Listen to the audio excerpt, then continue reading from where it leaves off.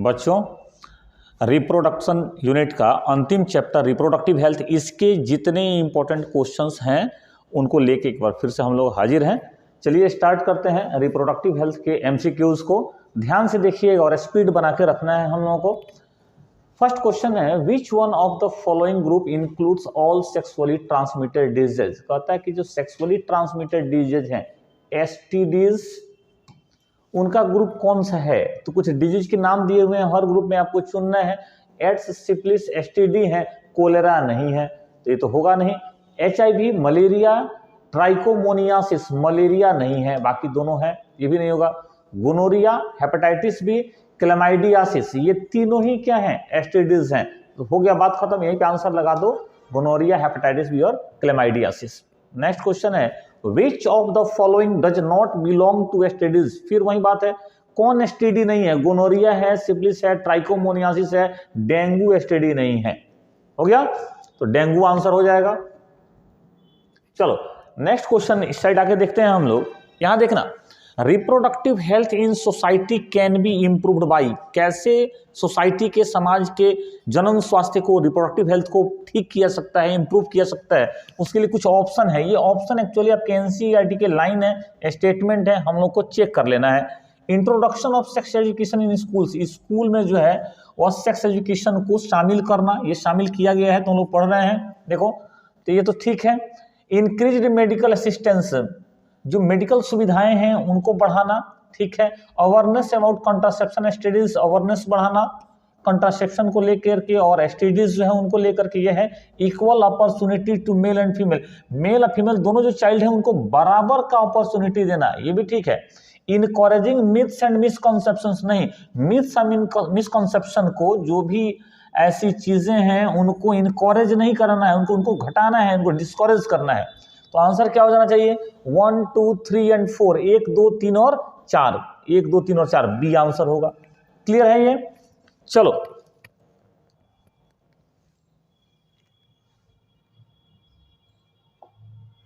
Next,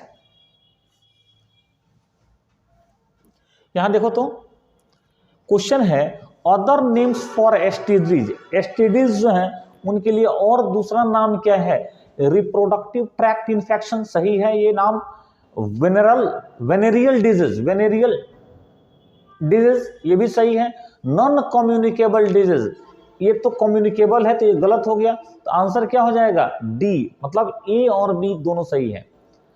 इसके बाद से नेक्स्ट क्वेश्चन है, which of the following is correct regarding HIV, hepatitis, gonorrhoea and trichomoniasis. कहता है ये जो एसटीडी है इनसे भर भर के क्वेश्चन हम लोग डाल दिए हैं, इसका मतलब इंपॉर्टेंट है ये। एचआईवी, हेपेटाइटिस बी, गोनोरिया और ट्राइकोमोनियासिस, कहता है इनसे संबंधित कौन सा बात सही है। तो हेपेटाइटिस बी इज इरेडिकेटेड, मतलब क्या हो गया, उसको कंप्लीटली खत्म कर दिया गया है, बाकी को नहीं किया गया। हेपेटाइटिस बी को अभी तक इरेडिकेट मतलब खत्म नहीं किया जा सका है, स्टेटमेंट गलत है। HIV is a pathogen whereas other are disease, HIV pathogen है, सही बात है, एचआईवी वायरस का नाम है, अब बाकी सब डिजीज है, तो ये ठीक है, ये स्टेटमेंट सही लग रहा है। Next statement, gonorrhoea is a viral disease, gonorrhoea bacterial है, whereas others are bacterial, statement गलत है। Trichomoniasis is an STD whereas others are not, कहता है ट्राइकोमोनियासिस एसटीडी है, बाकी नहीं है, बाकी भी एसटीडी ही है। तो आंसर यहां पे हमारा सही निकल के आ रहा है बी, ऑप्शन बी। अगला देखो, इधर देखो तो नेक्स्ट क्वेश्चन को, copper ions released from copper releasing intra uterine device, IUDs के बारे में क्वेश्चन कर रहा है हम लोग से, आईयूडीज से सवाल कर रहा है। इंट्रा यूटेराइन डिवाइस में जो कॉपर आयन रिलीज होते हैं उनका क्या रोल है, ये पूछना चाह रहा है। कहते हैं प्रिवेंट ओव्यूलेशन, ओव्यूलेशन को रोकते हैं, गलत बात है। मेक यूट्रस इनसुटेबल फॉर इम्प्लांटेशन, कहता है कि जब फर्टिलाइजेशन हो जाता है उसके बाद यूटेरस को इम्प्लांटेशन के लिए, मतलब कि जो हमारा, याद करो, ब्लास्टोसिस्ट है उसको यूटेरस के वाल से जोड़ने से रोकता है, ये भी गलत बात है, इतना दूर कहां। इंक्रीज फैगोसाइटोसिस ऑफ स्पर्म्स, नहीं। सप्रेस स्पर्म मोटिलिटी, कहता है कि जो मेल गैमिट है उसके मोटिलिटी को, मतलब उसके मूवमेंट को क्या करता है, ये कम कर देता है। तो आंसर डी लगा दीजिए। हो गया। Next question, lactational amenorrhoea is effective only up to a maximum period of, lactational amenorrhoea is effective, कहता है कि लैक्टेशनल एमोनोरिया क्या है, तो ये एक तरह से एक नेचुरल कॉन्ट्रासेप्शन का तरीका है। कॉन्ट्रासेप्शन मतलब ये हुआ कि जब बच्चा जन्म लेता है, मतलब पार्चुरेशन हम लोग कहते हैं, पार्चुरेशन का मतलब प्रसव, शिशु का जन्म लेना, तो पार्चुरेशन के बाद से अगर माँ एक्टिवली मतलब सक्रिय होकर के अपने बेबी को दूध पिलाती है, मिल्क फीडिंग करती है, तो 6 मंथ तक क्या होता है कि कॉन्ट्रासेप्शन रहता है। तो हम लोग यहाँ पे आंसर क्या लगा देंगे, 6 मंथ आफ्टर पार्चुरेशन, माने बच्चे के बर्थ के 6 महीने बाद। ठीक है। इसके बाद नेक्स्ट स्लाइड, यहां देखो अगला क्वेश्चन है, emergency contraceptive are effective if used within 72 hours. ये तो डेटा ही है, आंकड़ा ही है, तो 72 आवर्स। अगला है CUT means copper T prevents pregnancy by preventing, वही बात है, कैसे प्रिवेंट करता है, तो फर्टिलाइजेशन को ही क्या करता है, ये रोकता है। ये आंसर हो जाएगा, फर्टिलाइजेशन को प्रिवेंट कर देता है। अगला क्वेश्चन देखो, जल्दी जल्दी हम लोग कर रहे हैं, medical termination of pregnancy MTP, हम लोग पढ़ते टाइम MTP को ठीक से देखा था, उसमें बताया था कि कब तक का अगर हम लोग प्रेगनेंसी टर्मिनेट करते हैं, मतलब क्या करते हैं हम लोग उसको समाप्त करते हैं, तो ये सेफ है। ठीक है। तो कहता है कि ये 12 वीक्स तक medical termination of pregnancy is considered safe up to how many weeks, कितना सप्ताह तक का, 12 सप्ताह तक का। नेक्स्ट क्वेश्चन है, oral contraceptive pills help in the birth control by, oral contraceptive pills जो हैं वह बर्थ कंट्रोल कैसे करते हैं। ठीक है ना। तो लिखा है कि ओरल कॉन्ट्रासेप्टिव से ये क्या करते हैं, किलिंग ओवा किल करते नहीं, मेल गामेट किल करते नहीं, प्रिवेंटिंग ओव्यूलेशन, फॉर्मिंग बैरियर न, ये हो जाएगा प्रिवेंटिंग ओव्यूलेशन, ओव्यूलेशन को प्रिवेंट करके, रोक करके क्या करते हैं, बर्थ कंट्रोल करते हैं। Next question, the correct surgical procedure as a contraceptive method, surgical procedure कह रहा है, सर्जरी का विधि। ठीक है, बर्थ कंट्रोल के लिए सर्जरी का विधि, तो इसमें हो जाएगा वैसेक्टोमी। वैसेक्टोमी किसको कहते हैं, फैलोपियन ट्यूब को या तो बांध देते हैं या फिर क्या करते हैं, काट देते हैं। ठीक है ना, fallopian tubes, vasectomy. Which of the following is the component of oral pills, oral pills जो होते हैं, जो मुंह से खाने वाली जो गोलियां होती हैं बर्थ कंट्रोल की, उनमें क्या रहता है, उनमें प्रोजेस्टेरॉन, प्रोजेस्टेरॉन रहता है। हो गया ये। इधर आ जाते हैं, process done in the given figure, कहते हैं कि एक फिगर दिया हुआ है, अब आपको बताना है कि इसमें जो प्रोसेस है वो किस लिए है, क्या है ये। देखो तो यहाँ पे फैलोपियन ट्यूब को कट किया है, इसका मतलब ये दिखा रहा है वैसेक्टोमी। ये क्या दिखा रहा है हम लोग को, वैसेक्टोमी दिखा रहा है। अब ये किसके लिए है, तो avoid insemination, inhibit ovulation, ovulation से इसका कोई लेना देना नहीं है, ये ओवरी से होता है। इंक्रीजेस कॉन्ट्रासेप्टिव इफिशियंसी, यहां तो परमानेंट कॉन्ट्रासेप्शन हो जाता है। Prevent egg from reaching to the uterus by implantation, implantation तो फर्टिलाइजेशन होगा तब ना होगा, तो ये भी नहीं, तो यहां लिख देंगे अवॉइड इंसेमिनेशन। नेक्स्ट क्वेश्चन देखते हैं,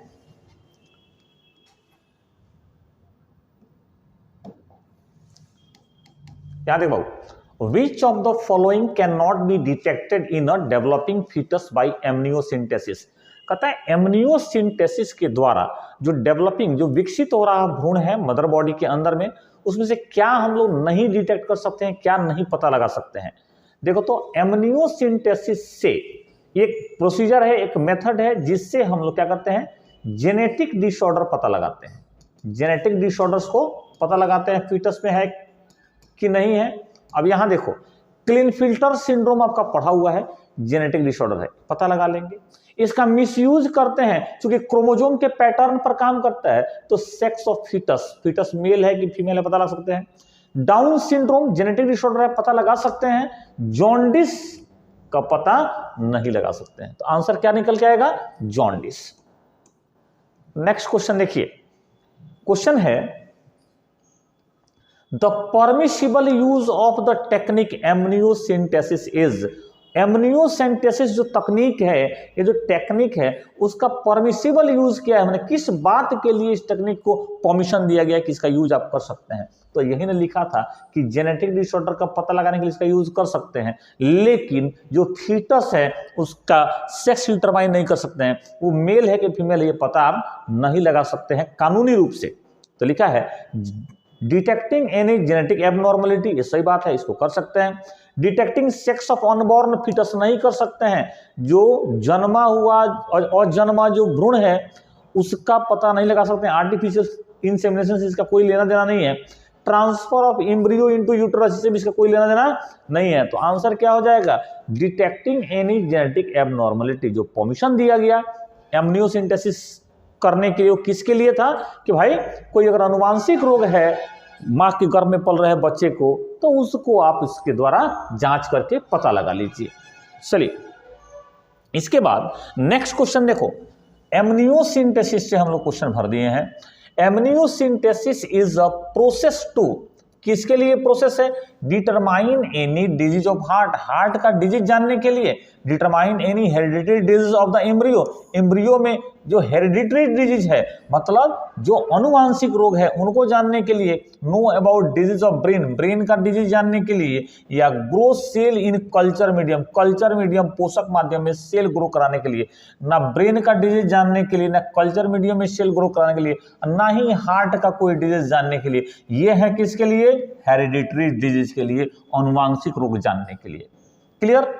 next question, in vitro fertilisation is a technique that involves, in vitro fertilisation हम लोग पढ़े हुए हैं। इन विट्रो फर्टिलाइजेशन कहां पढ़ा था, टेस्ट ट्यूब बेबी में, टेस्ट ट्यूब बेबी में पढ़ा था, याद है ये। तो in vitro fertilisation is a technique that involves transfer of which one of the following into the fallopian tube. In vitro fertilisation में सुनना ध्यान से, ट्रांसफर करना है किसका और कहां, तो ट्रांसफर करना है फैलोपियन ट्यूब में, किस चीज का, ध्यान सुनो। जब इन विट्रो फर्टिलाइजेशन होता है टेस्ट ट्यूब के अंदर, हम लोग लैब में क्या कर लेते हैं, फीमेल गैमेट और मेल गैमेट का फर्टिलाइजेशन करा के जाइगोट बना लेते हैं। समझा गया बात। अब ये जो जाइगोट है, अब इसको दो तरीके से हम लोग ट्रांसफर कर सकते हैं। कहां कहां ट्रांसफर कर सकते हैं बताओ, या तो हम लोग फैलोपियन ट्यूब में ट्रांसफर करें या यूटेरस में ट्रांसफर करें। ठीक है बात। फैलोपियन ट्यूब में कब ट्रांसफर करेंगे, जब जाइगोट होगा या फिर 8 सेल से कम का एम्ब्रियो रहेगा तब ट्रांसफर करेंगे। देखो तो जरा सा, आइदर जाइगोट और early embryo up to 8 cell stage, ये साफ साफ आपको पढ़ाते टाइम लिखाया हुआ है नोट्स में, ठीक है ना। आप जब फैलोपियन ट्यूब में ट्रांसफर करेंगे तो किसको ट्रांसफर करेंगे, या तो जाइगोट ट्रांसफर कर देंगे या फिर 8 सेल से कम का एम्ब्रियो है। एम्ब्रियो के सेल को क्या कहते हैं बताओ, ब्लास्टोमियर्स, एम्ब्रियो के सेल को बोलते हैं ब्लास्टोमियर्स। क्लियर हो गया। Next question,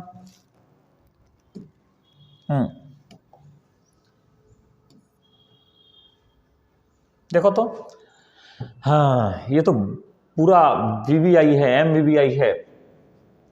the technique called gamete intrafallopian transfer, कहता है gamete intrafallopian transfer GIFT is recommended for those female, किसके लिए GIFT रिकमेंडेड है, माने किसमें GIFT किया जाता है, सिंपल लैंग्वेज में कैसे, फीमेल में। तो who can not produce an ovum, ऐसी फीमेल जो ओवेन नहीं उत्पन्न कर पाती हैं, फीमेल गैमेट नहीं प्रोड्यूस कर पाती हैं, उनमें ये ठीक है। अगला लेते हैं, who can not retain foetus inside uterus, ना ये गलत बात है। Who cervical canal is too narrow to allow the passage of, no ये भी नहीं है, सर्वाइकल कैनाल से लेना नहीं है। तो सीधा है ना कि भाई हम लोग GIFT का यूज कहां करते हैं, ऐसे फीमेल में करते हैं जो ओवम को उत्पन्न नहीं कर पाती हैं। तो बाकी ऑप्शन तो देखने का भी जरूरत नहीं है। GIFT में क्या करते हैं बताओ, हम लोग डोनर से लेते हैं फीमेल गैमेट ओवम और सीधे उसको फीमेल बॉडी में फैलोपियन ट्यूब में ट्रांसफर कर देते हैं। क्योंकि ये फीमेल गैमेट है, फैलोपियन ट्यूब के अंदर ट्रांसफर कर रहे हैं, इसलिए इसको गैमेट इंट्राफैलोपियन ट्रांसफर बोल देते हैं। क्लियर हो गया ये। नेक्स्ट क्वेश्चन, यहां देखो, the test tube baby programme, test tube baby के बारे में भी हम लोग बात कर रहे थे। The test tube baby programme employs which one of the following technique, test tube baby programme में कौन से टेक्निक का, कौन से तकनीक का यूज किया जाता है। प्रथमली शिशु कार्यक्रम जो है उनमें कौन से तकनीक का यूज करते हैं, तो भाई एक तो इन विट्रो फर्टिलाइजेशन का उपयोग करते हैं। बताया था कि दो बातें हैं, एक है इन विट्रो मतलब कि टेस्ट ट्यूब में फर्टिलाइजेशन करा लो, इन विट्रो फर्टिलाइजेशन करा लेते हैं, और दूसरा उसके बाद से क्या करते हैं हम लोग, कौन सी टेक्निक लगाते हैं, तो इंट्रासाइटोप्लाज्मिक स्पर्म इंजेक्शन ना, ICSI नहीं करते हैं, ये कुछ अलग चीज है। ये क्या है याद है आपको, इंट्रासाइटोप्लाज्मिक स्पर्म इंजेक्शन कहता है कि सीधे अगर मान लो कि मेल गैमेट की मोबिलिटी कम है, मूवमेंट कम है, तो सीधे क्या करते हैं, इंजेक्शन के द्वारा मेल गैमेट को कहां डाल देते हैं, फीमेल गैमेट एग या ओवम के अंदर। प्रोसेस को बोलते हैं इंट्रासाइटोप्लाज्मिक स्पर्म इंजेक्शन और ICSI।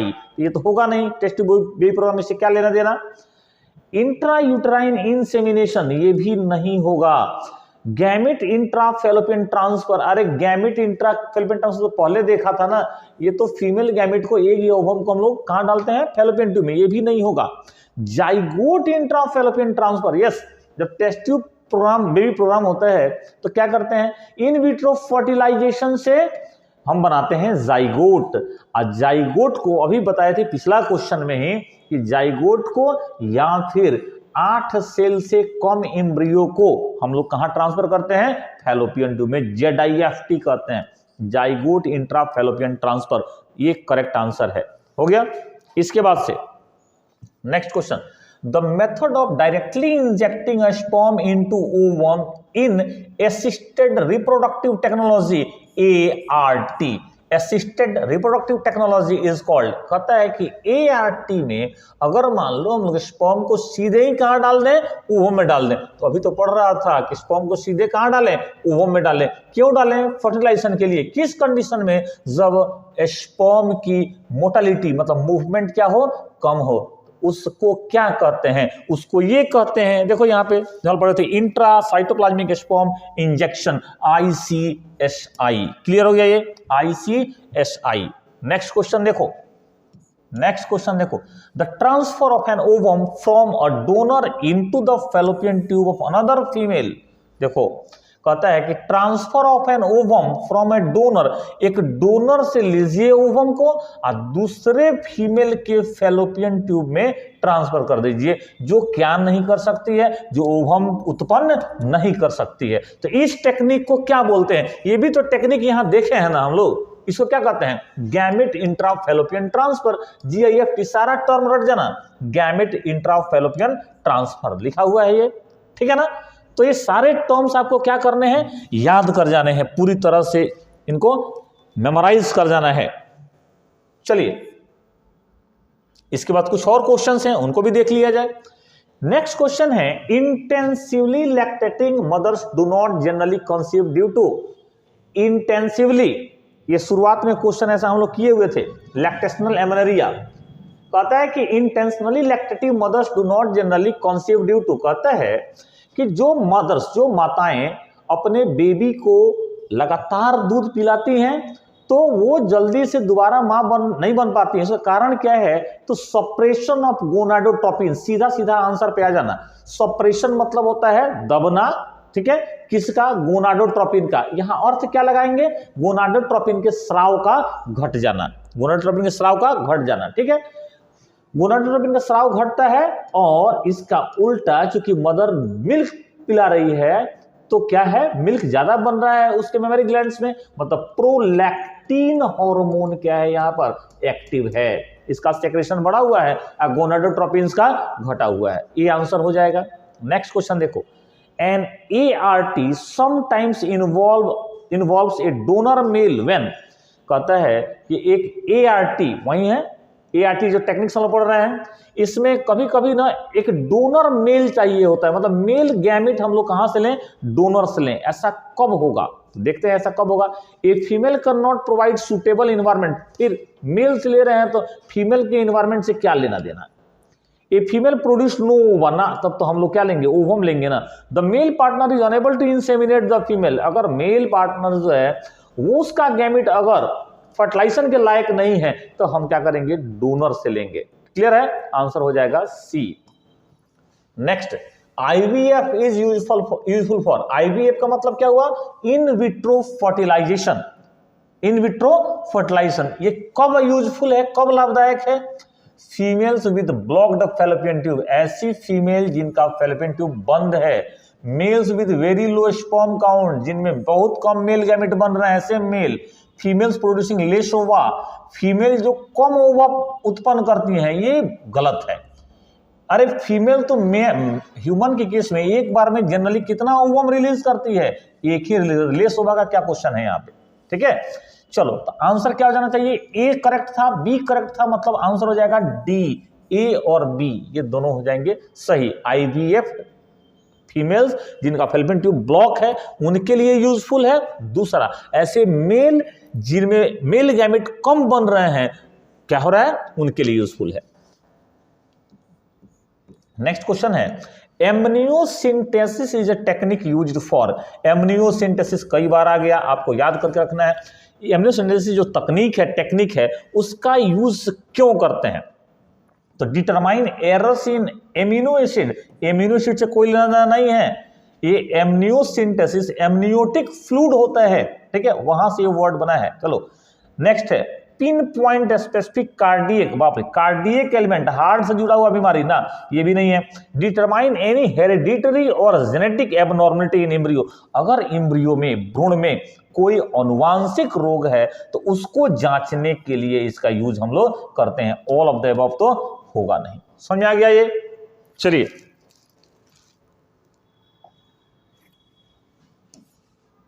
हो गया। सुन ध्यान से, हम लोगों ने क्विक रिवीजन एक लिया है MCQs के द्वारा, ये जो ऑब्जेक्टिव क्वेश्चन है उनके द्वारा। आपको लगातार जोर लगाना है नोट्स पर, ठीक है। क्या करेंगे, जो ऑब्जेक्टिव हैं फटाफट इनको देखेंगे, इससे रिलेटेड जो टॉपिक है उनको जल्दी जल्दी में रिवाइज कर जाएंगे, ठीक है ना। ध्यान रखना है, मार्क्स अच्छा लाना है। चलो मिलते हैं।